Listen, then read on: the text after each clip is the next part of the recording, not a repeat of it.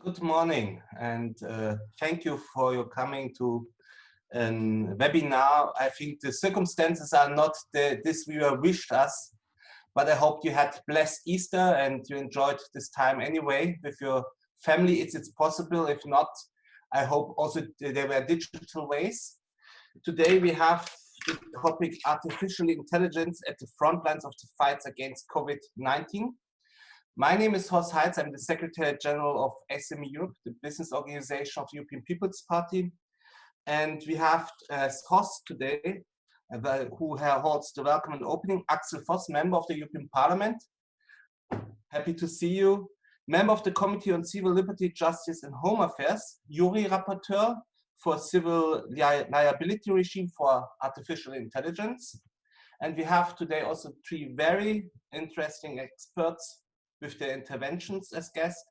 Hélène Chivot, it's right pronounced, Senior Policy Analyst, Center for Data Innovation, Hans de Kank, Manager AI Experience Center, Vrije Universiteit Brussels, Chairman, Clare Office Brussels, and member of the Clare COVID-19 Task Force, and Nathalie Smoor, lawyer, assistant lecturer, researcher for Artificial Tech Law and Ethics at KU Leuven, observer of the European Commission's high-level expert group on artificial intelligence.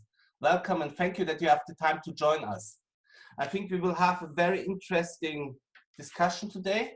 I will moderate it very short that you have the space also at the end to have questions and answers.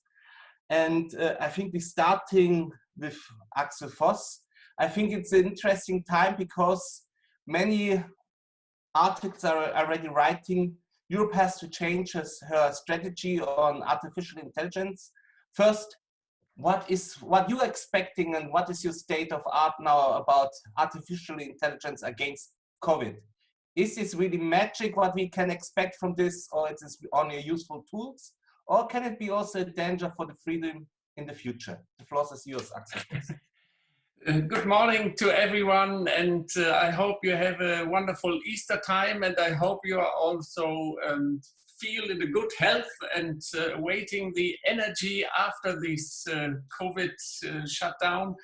And of course, if you are located in Brussels, probably it's not very easy to stay at home the whole time. So in Germany, we have this a little bit better regarding going outside and enjoying the time. So we are facing strange times, and of course this needs a lot of answers, and the artificial intelligence also can help. Probably it's not the only solution, but might help to also create a kind of an exit strategy, especially in Europe, where we are still divided in our national member states, and everyone is from the beginning in stereotype behavior, acting on its own and not coming together on the European level at the beginning.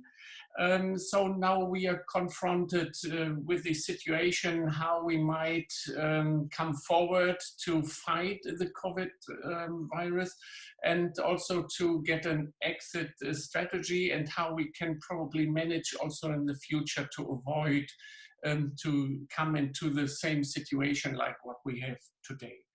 So as you know, so far we haven't dealt on the European level in the European Parliament with these specific question of the app and helping to fight the virus. But so in Jury Committee, of course, we are dealing with the ethical standards, with the civil liability, with international law and military uses, and also with the intellectual property questions. But so we are finding now every member state is now trying to find a kind of a way to control the spreading of the virus and the infection, and keep the infection small and down. But so far we are confronted with the situation that everyone is doing its own app. And now we are, of course, asking for the digital single market, and for the single market itself, we need more than less one solution, that we can also have cross-border movements and everything what should be possible, what we have had before the virus. And now we are seeing developed commercial apps, public governed apps, smart, these Fitbit apps who are controlling your heart rates and so on. So different solutions. And there are already some ideas to bring together all the data from different member states to one platform, but probably it's not so far installed and managed, but the ideas are there. And therefore, this is one of the questions what we have to face. So artificial intelligence might help and will help.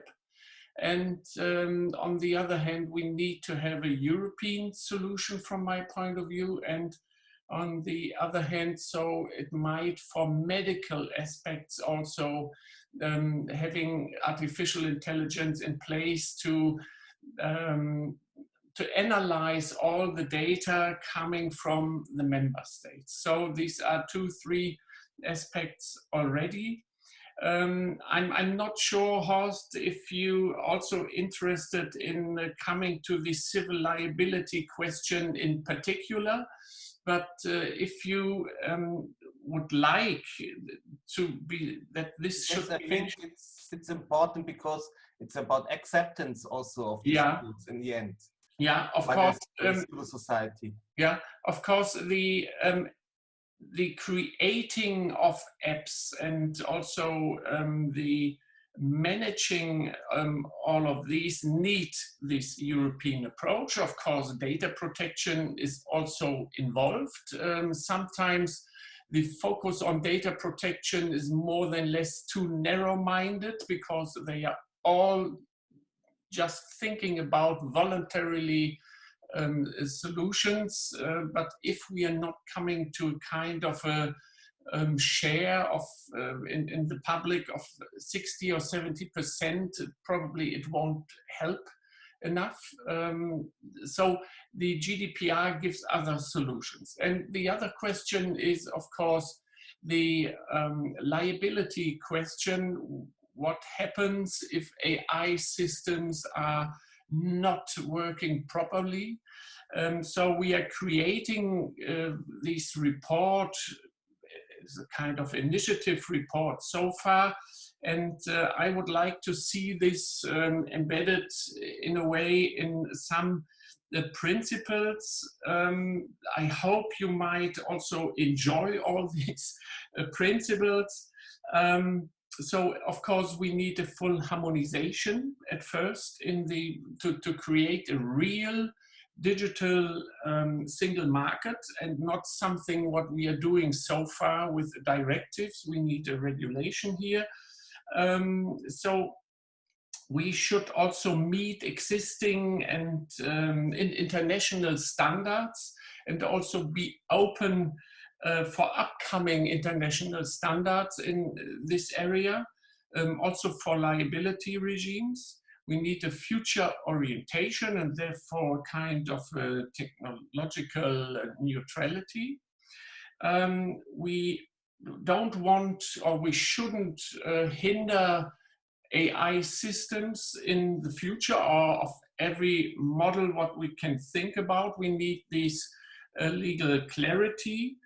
And we should not complicate the whole system in this area. And we should therefore meet more than less already existing structures of the liability regimes in our member states. And of course, at the result, the consumer or the individual should be also entitled to the same protection rights and damage compensations in the analog and the digital world. So these are the ideas around. And of course, if you are interested in getting more details because of this differentiation of high-risk systems and low-risk systems, please feel free to ask. Thank you very much for this brief overview. I think I have only one question, only additional now. Last week, Washington invited all the big data and artificial intelligence players, Google, Facebook, and so on. Did the European Union, the Commission, European Parliament did the same, or how are you in contact to develop this strategy together? Is there something like a steering committee, or is there something, is there a strategy now in this crisis behind this to interact with these players? Yeah, so far I have just a kind of an exchange regarding these liability questions so far, but the process and the proceeding, how to come forward on a European level, this is led by the Commission right now.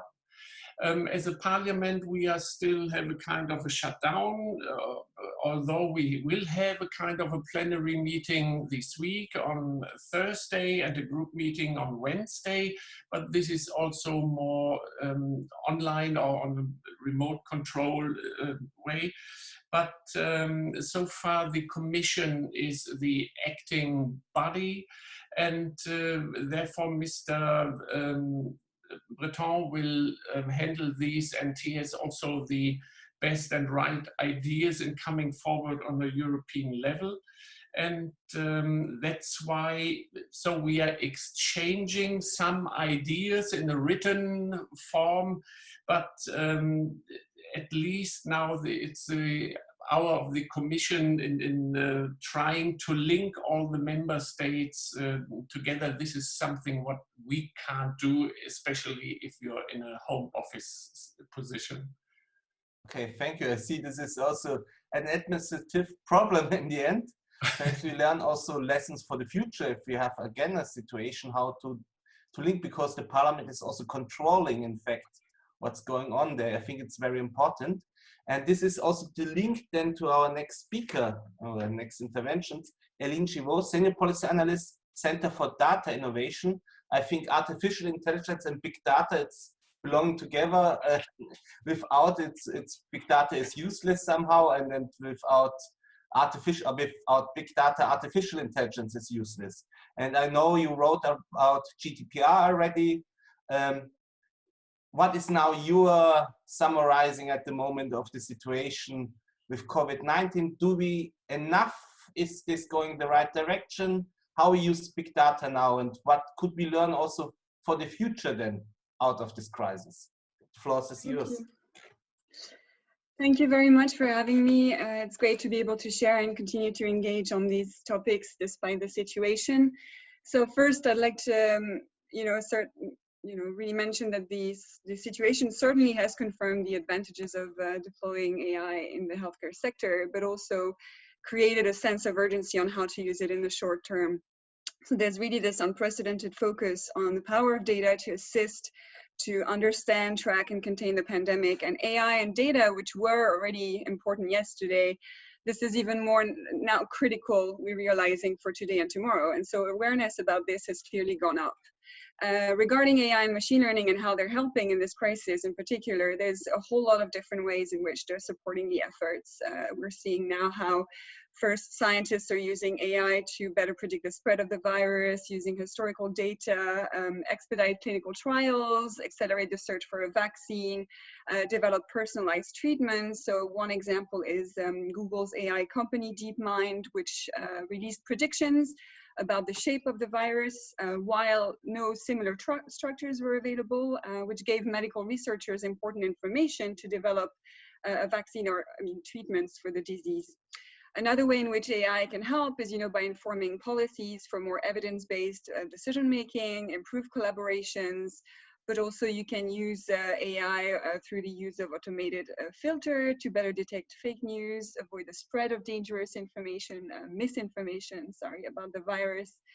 Another way is, how AI can help manage limited resources. So you have AI-powered software that really helps with scheduling and resource management to better manage hospital resources and allocate these resources more efficiently. You have AI-powered chatbots that can be deployed for information and diagnosis. For voice recognition in the US, at least, Amazon's Alexa and Apple's Siri can now assist users with diagnosis COVID-19 by asking about symptoms, travel history, and possible exposure. So there are many examples like that, and I think Mr. Vos mentioned, those mobile apps that are being deployed. There is evidence that AI can be applied for distance monitoring, which is one of the measures that's important in overcoming this crisis. So you can use e-health devices to collect parameters of infected people like blood pressure, heartbeat, temperature. So an AI algorithm can analyze this and give early warnings for when someone requires certain types of treatment, either normal or more intensive care. And there's a lot of discussion at the moment on how mobile applications can be used as a way to collect data, supporting health authorities in monitoring and containing the pandemic. And they can really be useful in providing guidance. And there are many examples of those mobile apps that track you via GPS or Bluetooth. We've heard examples from South Korea and Singapore. Google and Apple just teamed up to develop a system to track the spread of the virus. And in Europe, governments are molding systems themselves for contact tracing applications. I think the European Data Protection Supervisor called for a pan-European COVID mobile app. The EU has prepared a recommendation to support exit strategies through mobile data and applications. So there's a lot of things moving in this area at the moment, and it's really interesting to follow the conversation. Now, the second part of my contribution would be to flag some of the main gaps and the obstacles that can hinder the developments to fight COVID with the help of AI and data.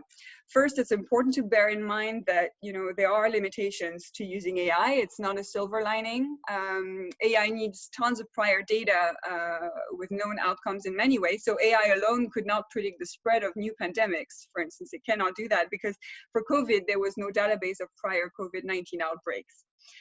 Also, it's important to be specific, and there's a lot of confusion about the use of the type of data and what use is it for, to what extent certain kind of data efficient and accurate. There's Bluetooth, GPS, cell towers, in terms of mobility data, there's all this diversity. Another gap is many health policy decisions about the COVID has been primarily based on virus-centric epidemiological models that extrapolate from data that just isn't always great, just because we really have no idea about the real infection rate or about the amount of immunity that has been built up. And one more point, what the crisis has shown is that really making use of the technology is at its heart a data problem. And algorithms need to be trained on still, in many cases, significant amounts of information before they can be put to work. And there are in the EU many existing regulatory, institutional, technical barriers and legal complexities that already make it hard to collect and apply information in the population-wide real-time way that is needed. And maybe we'll get back to that, but there are some upcoming rules that could further complicate this. So we might discuss this later. Finally, one oft-cited obstacle to deploying AI and using AI. 2 weeks ago, I talked to a researcher from a member of Claire, and a startup founder about how they're managing using data and collecting data. A real problem is the lack of access to high quality, accurate data. And data sharing is a pressing issue as well. Data quality varies from one country to another. Right now, you have European countries collecting data in silos using different standards. We don't have clear data sharing agreements at an EU level to facilitate the sharing of data.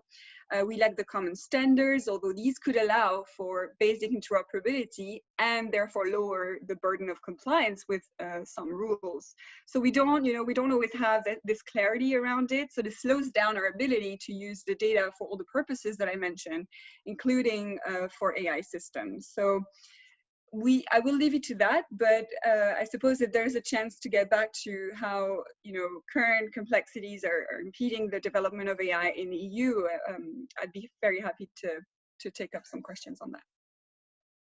Thank you very much. I think you gave us also a good overview. I think if I can summarize, there are 3 pillars. In fact, there is to search for the cure, then also to follow the pandemic, and also then, in fact, to assist the healthcare personnel with artificial intelligence. I think where is the real data problematic? Where is the conflict with the data rights, protection rights? I think it's the evolution of the pandemic. If you say, if you want to see how is the social distance between persons, how is the heart beating, the heat, and if they get fever or not, is this the only part where you could be what we have really to discuss? What is, I think, problematic in data? I think to share data between scientists is not a problem. I think you need an artificial intelligence to also manage all this data, all this research, but also in the end, who is really also bringing together all these different artificial intelligence results. If you have whatever, from Google you have systems, from startups you have systems, you get a lot of data, a lot of results. In fact, you need an umbrella for this all to bring this together. Only these 2 questions: where is the problematic of the big data really to find? Where is the discussion hotspot? And do we need really, what is really, are we using really efficient the outcome of artificial intelligence results in the end? Yeah, thank you for your question. So you mentioned researchers can share data without a problem. Actually, what I understand is it's not that easy, because the way they measure data is sometimes varying per country or per type of institute. So they may, the way, what I mean is researchers may be using different measures for their data. That means they're attributing different values to the variables they're using in their data set. So that does stand in a way to create really a viable common infrastructure. Now, I know the European Commission is looking into how to create common European data spaces, including for healthcare data. And this current experience right now could fast track action in this area to really improve and leverage existing public data, increase the quantity and the quality of data sets available to the public. So to this end, you could really see the EU accelerate digitization efforts and work with member states, government agencies to develop shared pools of high quality data, validation data in areas of public interest, like in healthcare. And the EU does, we have a lot of public health authorities provide most of the healthcare in Europe, so it's an opportunity for the EU to amass extensive data sets.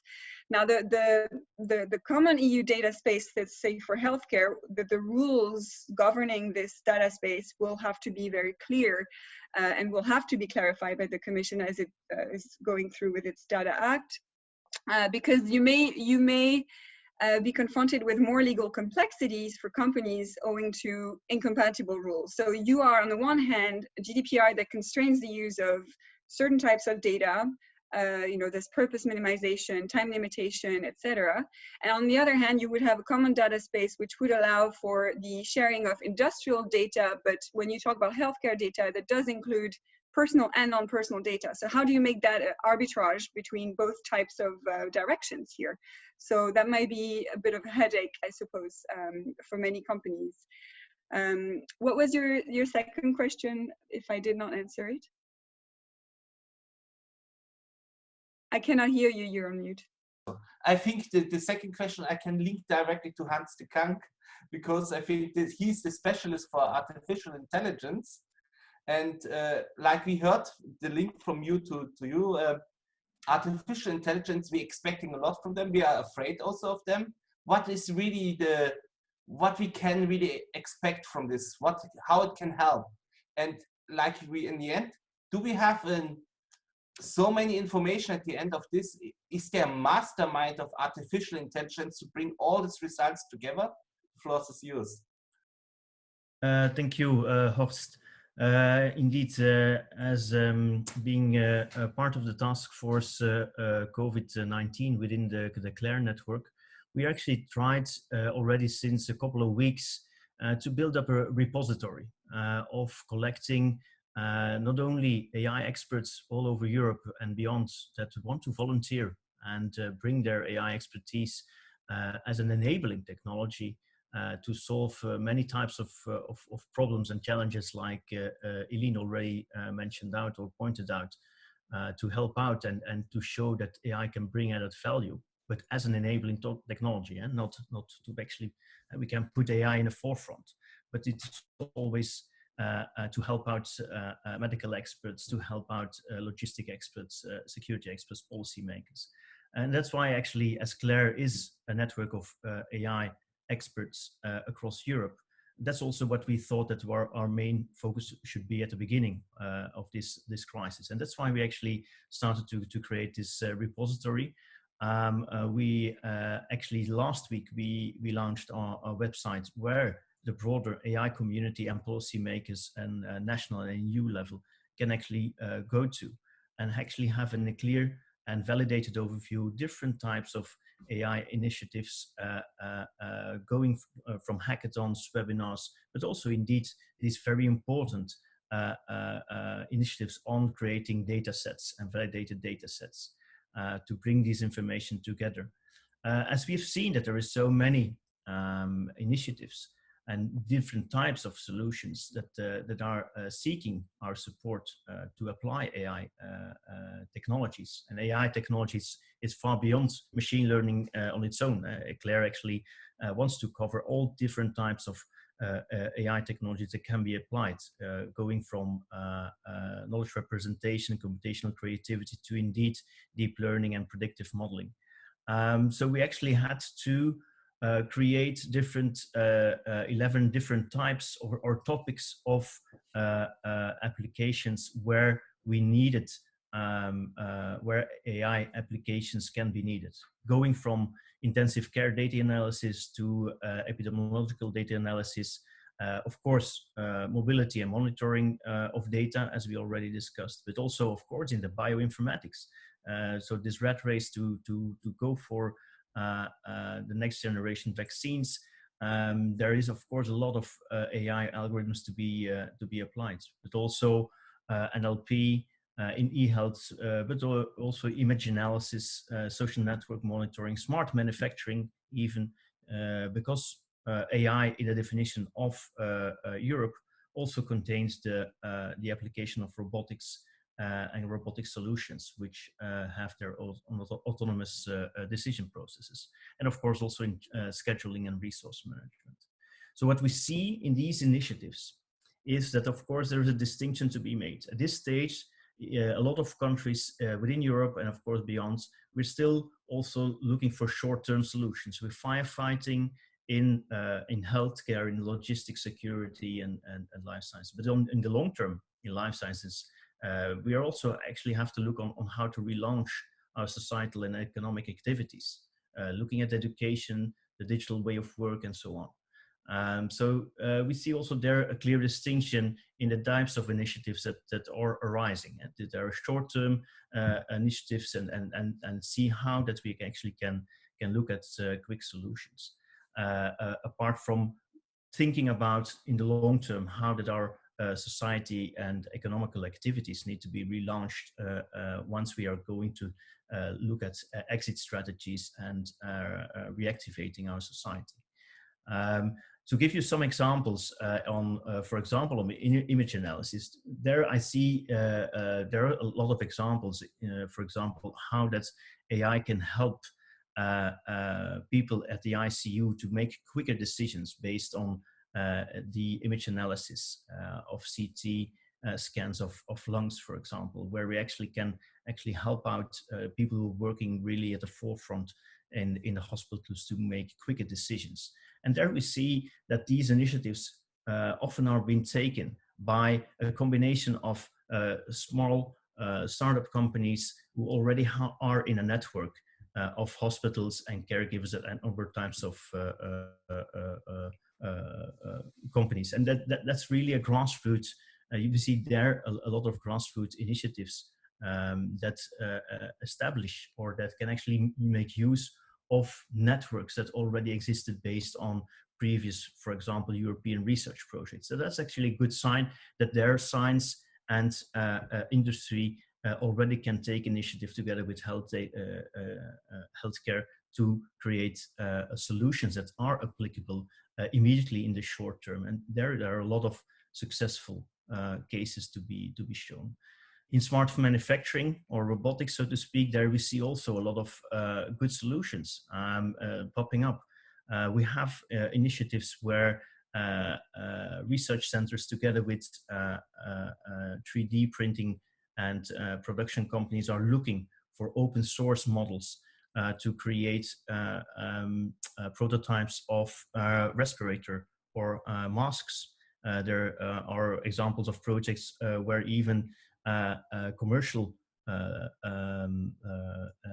tools, like for example diving masks of the Decathlon, are being readapted to and creating, actually having an additional filter being placed to actually be used and in short-term notice in the environment of healthcare givers where there is a lack of protection masks, for example.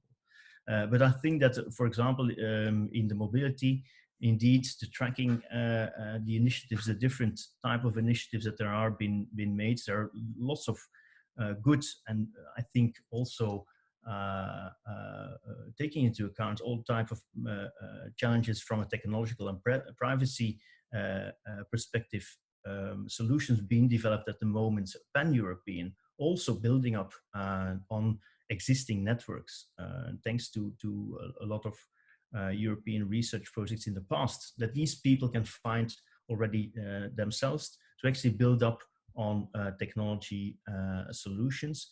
But I think that the remark that we often hear on, indeed, what are liability matters, they're thinking about privacy issues that need to come, are coming into play when deploying and doing the rollout of these types of applications.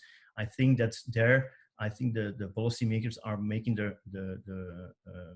have to take these things into account before making the decisions on local level or international level before deploying these type of applications.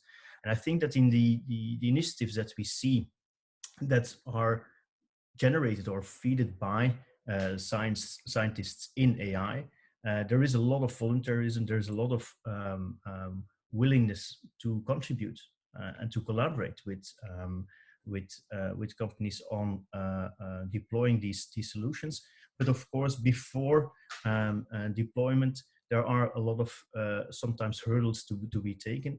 And I think that the complexity of indeed speed of action within policy and regulations and frameworks that are being created are differing between the different nations within Europe.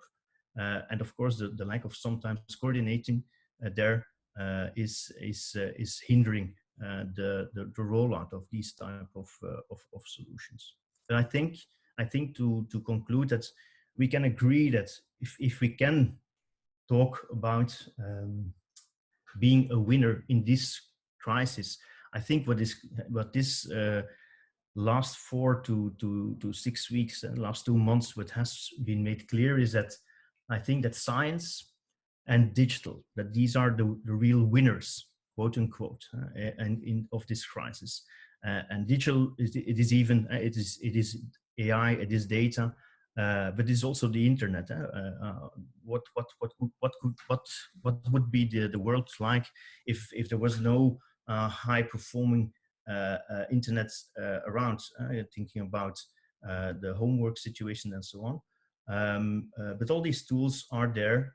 But I think that we have to take into account that it is not techno solutionism. It's not that we need to actually put technology first. It is thinking first about what type of solutions do we want, and then what type of technology can be applicated. And I think that's what we now gradually see, is that the scattered initiatives that were around and are popping up at the different application fields or different regions are now more, let's say, grassroots initiatives are now coming to a more coordinated approach. I think that's a good sign, and I think that's also will allow that networking effects there will allow to progress also the creation of, for example, clear guidelines and legal frameworks to have better applications. And then regarding the data sharing, I think that the setup of data collaboratives where also private data, governmental data, and data from industry can find a place there. It's something that we now finally see that there is really a need to have this and have there a regulation or a framework been into place. But it's not only that, it's also open data and open science. And I think that what this crisis also has shown that all the initiatives that have been taken in the past by the European Commission to push for an open science and open data platform there now immediately shows the benefits for that, and actually can be used as an inspiration for this need for creating an open data collaborative or platform where also private companies can create or have a place where the data can be shared. So I think that's what I know for sure is that of course the way that we look at science once this crisis is over will change, and AI as a part of scientific research will also be part of that. But our broader look of how to conduct scientific and innovative research projects, I think will come to an acceleration even, and will actually be in a different position than it was before. Thank you very much. I think what is for me very interesting, do we have then in the end, because I think the environment to develop this artificial intelligence, it's linked to this big data. Do we have in the end, after this crisis, a European artificial intelligence, American, Asiatic, because they have different backgrounds how to develop this technology? Are they connected, or is this really competition of these systems how to develop the artificial intelligence crisis? Well, from a point of view of CLAIRE, of course, which is from its origin a network of AI research laboratories, we always have been open for collaboration with our colleagues in both Asia and Americas. So I think there we actually have to be open and actually reach out to indeed the big tech companies, because of course they're are also intertwined with economic participation in even European AI companies or AI-driven companies. So I think we cannot position ourselves only in Europe. What we need to do, of course, is actually maybe using the whole discussion of data and data privacy matters in the past actually as a stepping stone to also do and create a humane or human-centered AI legal framework to do research and innovation and economy in Europe. And that's, I think, where we can play a difference from a European perspective, but not exclusive, but being inclusive. Thank you very much. And now we come to our last intervention. Nathalie Smoor, I think you have also the law and ethic perspective on this. I think, will this change now everything what we based on, what we believed on artificial intelligence, the rules? And if we're interacting also with different, I think, backgrounds, can we use this data who are questionable, how they were gained, perhaps from China or from other countries who have, I think, not the same civil rights?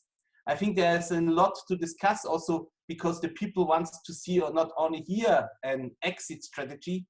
Is this, and this question will come back again, is there something where we have different rules in crisis times, and then later we have again stricter rules? What is the solutions there? The floor is yours. Thank you. Yeah, so I helped drafting the ethics guidelines for trustworthy artificial intelligence of the high-level expert group with the European Commission. So I think what I will be discussing in a moment is probably a bit predictable. I think especially in times of crisis, there is a need for enforcing those rules, those safeguards that we have. It's precisely in times of crisis that we need to look after them. So let me just start with a brief anecdote. So since I work a lot on legal and ethical issues of AI, also on social media that I follow on the news, of course, it's very dominated by AI. In general, the news has always been very dominated by AI also because of its hype. So it was AI. And then for a day or two, suddenly that AI news was replaced by the coronavirus. Corona was all you read. But that was only for a day or two, because afterwards, immediately, AI came back with AI will save us from Corona, AI and Corona. So AI is reinventing itself now in a Corona hype. And I think everything we knew about artificial intelligence, about its benefits and its risks, it doesn't change. Probably it just gets reinforced by the current situation. So I think on the one hand, it's very nice that everyone is now trying from their own field to look at what are the best solutions that we can put forward from our expertise, from our field, in order to tackle this crisis.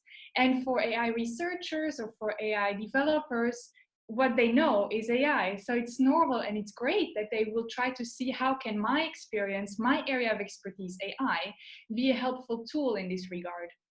There is a whole AI for good movement, but I want to make two caveats there, 2 points. I think first of all, AI is indeed a great tool, and I'm a very big believer of its benefits. And I think we heard already from both Eline and Hans some great examples of how AI can truly add benefits.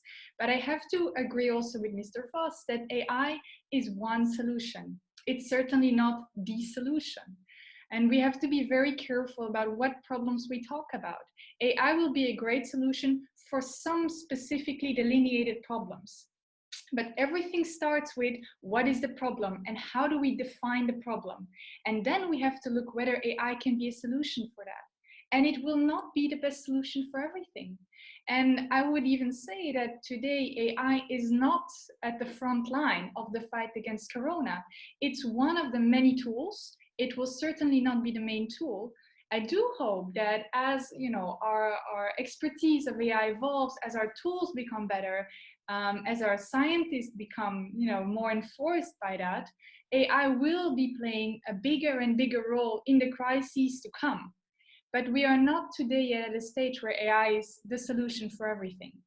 So I think our first point that we always need to keep in mind is AI the right solution for the specific problem that we are looking at? Bearing in mind that not everything is measurable, that we don't have data for everything, as Eline also already pointed out, and that there are many different of AI models. There will be problems where machine learning will simply not be a good solution, but where maybe other AI models, such as agent-based simulation models, might be a better option. So that's the first point. And then the second point is, if we really want to use AI for good, we also need to use it and develop it in the right way. Because if we don't do that, we might be having the intentions to use it for good, but because of our neglect of ethical, legal, of robustness issues, we might still come up with solutions that are not good, that actually might do more harm than good. That means we need to take into account, is the AI system efficient in this specific situation? Will it be an added value? And what about the data? This has been pointed out before, but if you don't have qualitative data, and that also means a complete data set for the problem that you're trying to solve, is the data representative? If you don't have that, then whichever model you will base yourself on will be flawed. And that might be potentially dangerous because it might give you a false sense of security. You think you have some data, you think you have a model that works, you'll start drawing conclusions from that, And just imagine that then you impose policy measures on an entire population based on data that was actually not correct. So you might do a lot of harm with it. So again, I'm an optimist in that, because I do think that AI can be of great value, but we need to get it right. And that doesn't just mean, getting the right and qualitative data, and bearing in mind that sometimes there will be no data available. Not everything is measurable. That means making sure that you have privacy by design in mind from the very start. That means that you think of bias. Not everyone will be equally affected by this crisis. And this disease also reacts differently on different groups of population, even on gender. So these are all things that we need to take into account in the data and in the model. We also need to make sure, especially in times of crisis, our civil liberties are at stake. And we accept that because we know there is a crisis. I am not allowed now to go outside of my house except for essential business, and that is fine. But especially in those situations, we need to make sure that there is some accountability mechanism. I'm okay with that because I know that there are checks and balances in place, there are safeguards. This situation will not last. But if we start creating infrastructure that might potentially last until after the crisis, that might also be used for other purposes, we need to be very careful about the long-term effects of whatever we are doing now quickly in the hope that it will help without first thinking carefully about what the consequences will be. Function creep is there, I think, a very severe risk. So, and then lastly, I think it's very important that we attach to AI expertise subject matter expertise.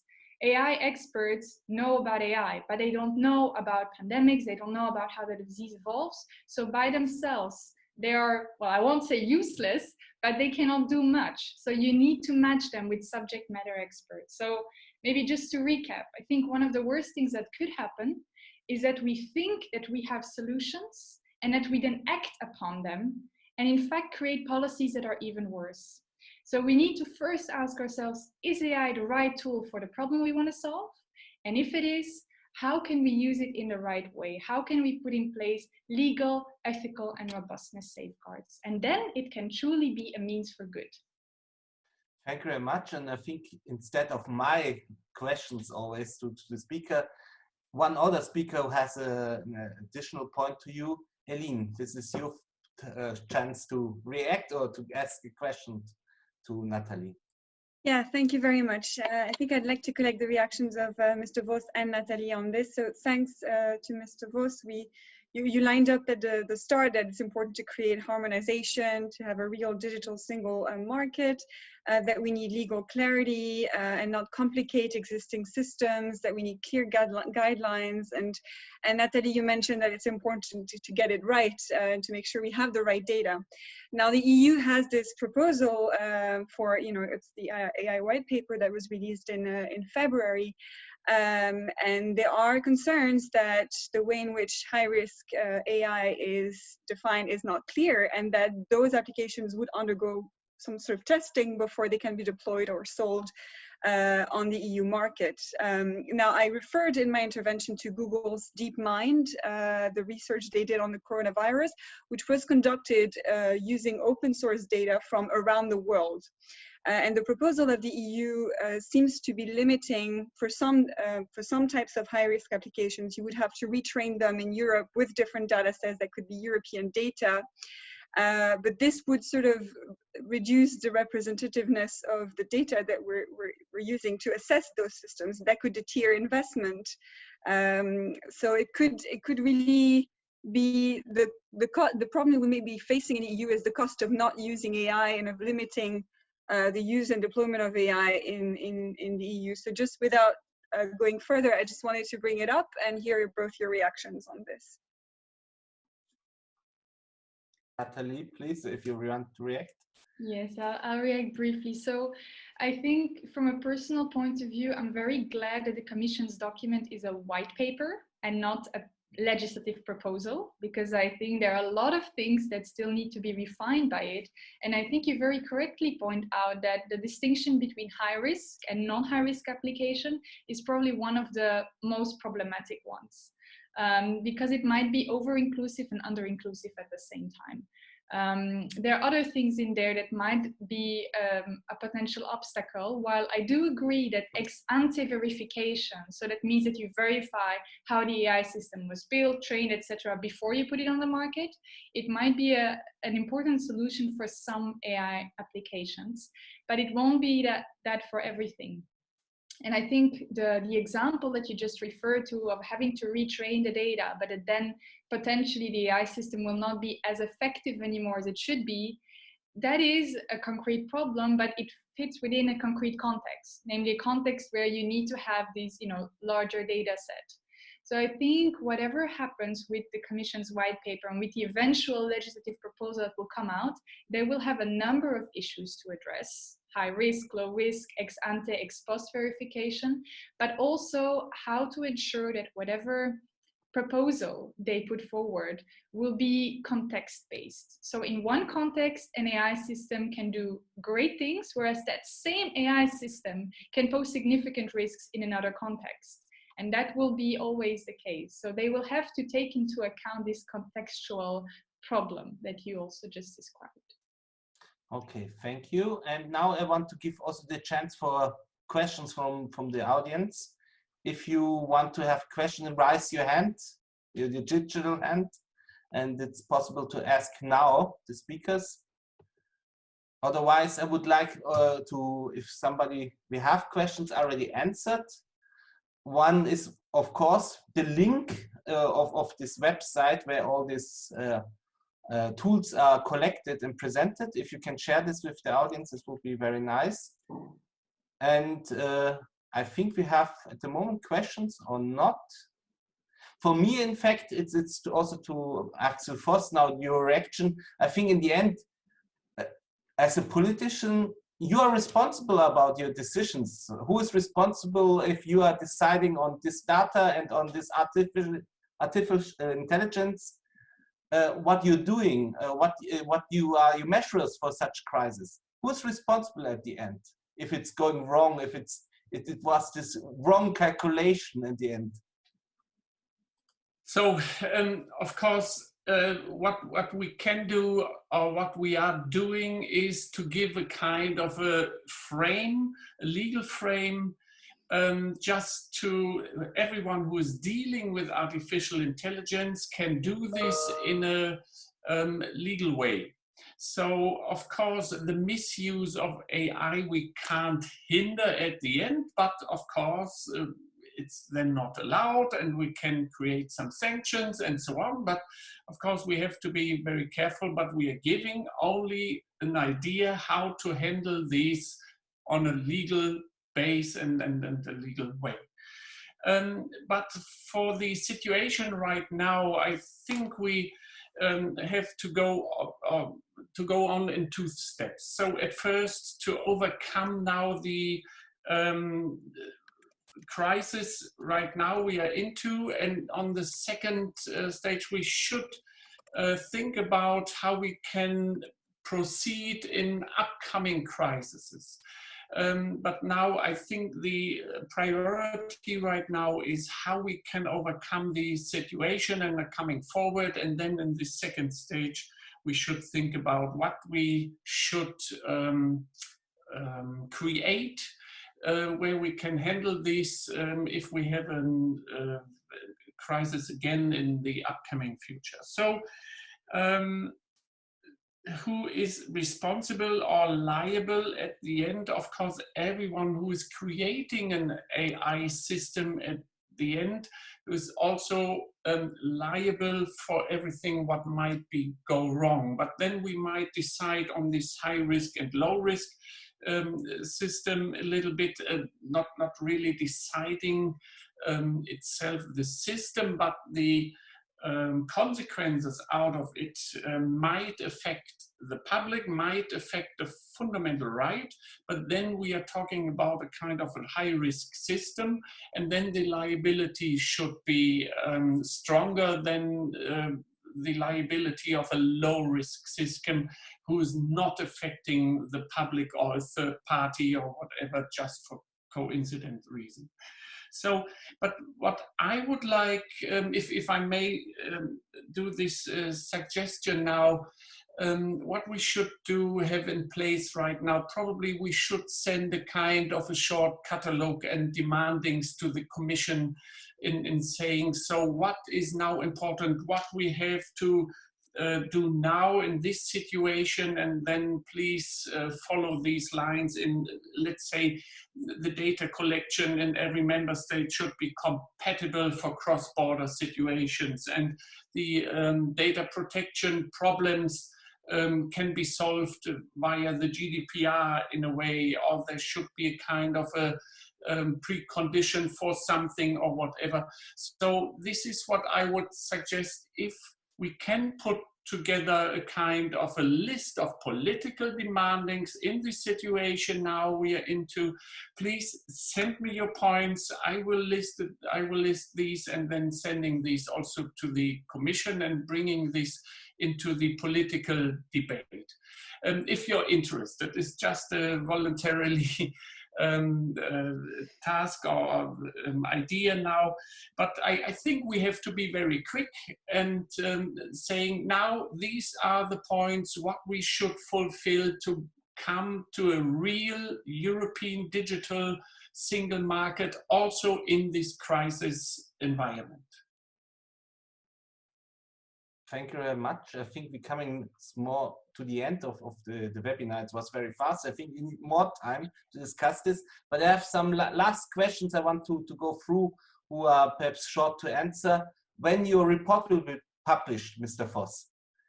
Again? Your report, when it will be published? So we will finish this report, the initiative report, this week, and then it will go to the translation and hopefully discussing these at the end of April or the beginning of May. And I hope also the colleagues regarding the ethical aspects and regarding the intellectual property questions might also be on the same timeline, so that we might discuss these in more than less 3-4 weeks. And then we should come forward also with the legislative procedure. But of course, the Commission now is occupied by different or by this crisis and different ideas and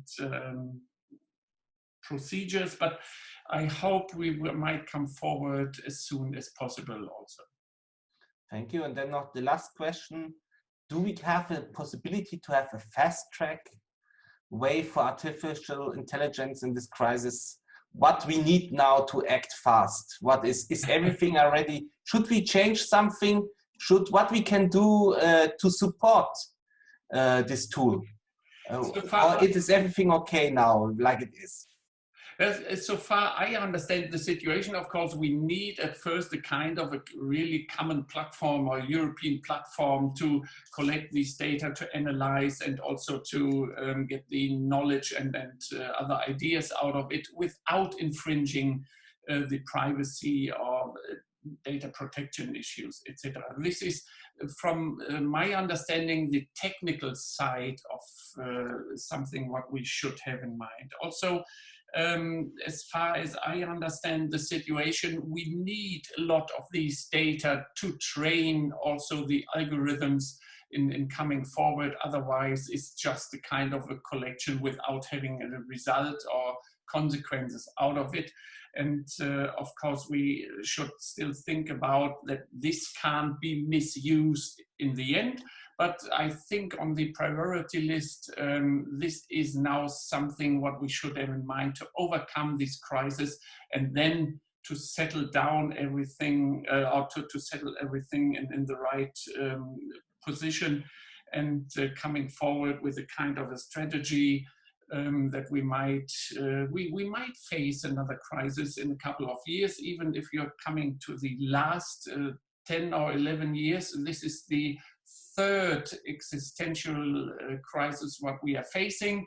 Not everything has to do with data and artificial intelligence, but it seems that the next crisis is waiting, and therefore we should prepare ourselves. Then we're coming to the end, and I think we make a short round to the end that for everybody can say, what is the benefit now of this crisis? Now we're stepping forward that e-health, that we have also in other diseases now really step forward because now all these resources are mobilized. Is this something what in the end is also something for good to fight cancer, to fight other diseases? Please, one short round. What is the perspective now of this crisis? What we can be this tool after this? Eileen, and then go Hans and Natalie. And Mr. Voss is in the closing.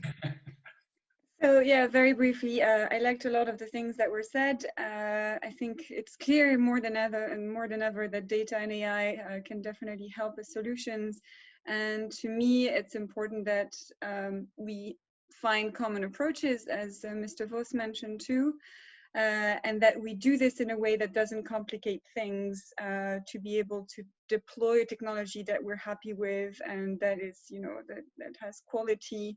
And we talk a lot about how to create trust. I think you don't create trust with more complexity, more uncertainties, and it's important to look at the existing frameworks that we have before going any further. So yeah, I think in its quest to be a regulatory superpower in AI, the EU probably has a lot to, not to learn, but to look at when it comes to what's going on right now.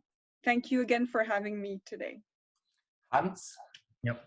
I think that indeed, as you said, Horst, that of course this fighting of COVID-19 crisis with the help of AI will also benefit other fields in society. But I think that to actually point out one concern that maybe was not so much discussed in this brief session is, of course, that we always talk about AI for good.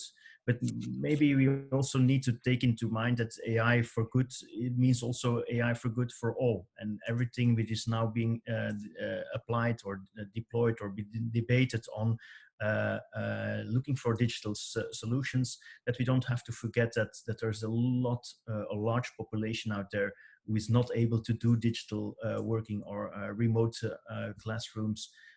Because just of the fact of the digital divides and social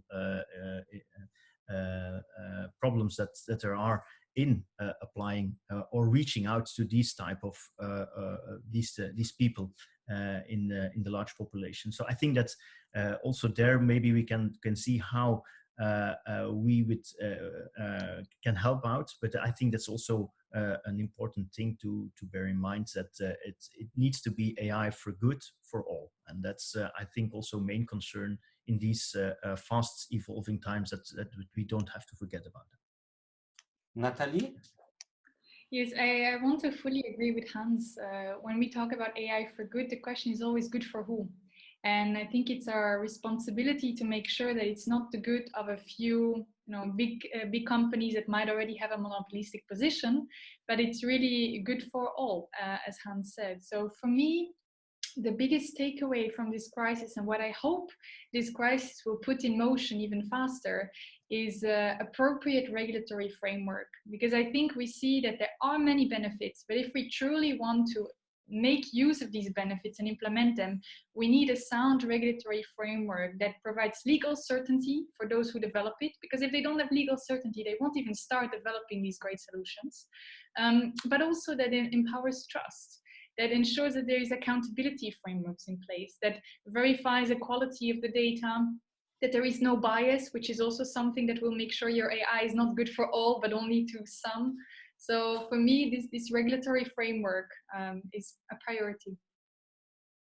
So, Mr. Voss, now your chance to become Mr. I of Europe.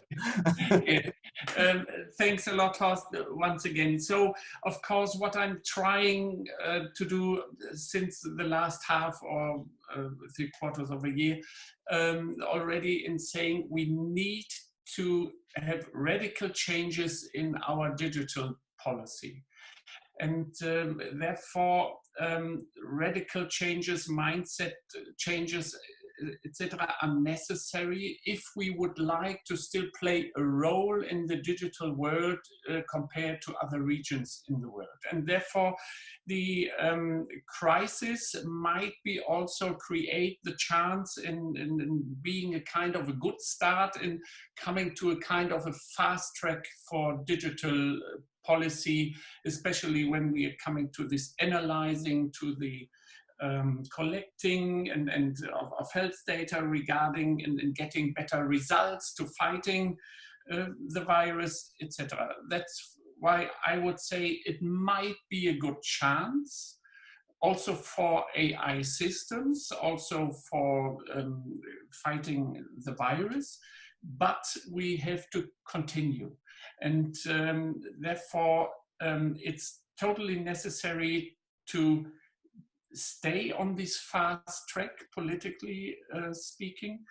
And therefore, we need now to create these technical environment, the standards environment, also the possibility in collecting from different member states and being compatible users make out of it, and so on. And that's why we have to be more constructive to these, and that's why I would say we have to continue on this level, and therefore it would be always a good idea to influence the politicians, also from all the expert sides, that and don't give up. I know our procedures sometimes are very slow, but we can prove also in these times that we can be very fast, and if it's necessary, so push us and please bring us your input. What is now necessary in coming forward? You are the experts. We are just transferring and creating some own ideas, but of course it would be helpful if you can also be a part of our world, and please feel free to contact us and let us put together a list for these political demandings in saying what is now necessary to survive. Thank you very much, Mr. Voss. I think this was a good closing. And I want only to add, if you want to work together with SMEs, SME Europe, SME Connect is your partner. We have these networks, and I think SMEs could play a key role also to deliver data and also to be an innovative partner. And I think a network is always the starting point, and this was already before we were digitalized. Networks are strong if they are useful, if they're communicative. Thank you very much, and have a nice week, a successful week, and a healthy week. Thank you very much. For you too. Thank you. Bye. Bye-bye. Bye-bye.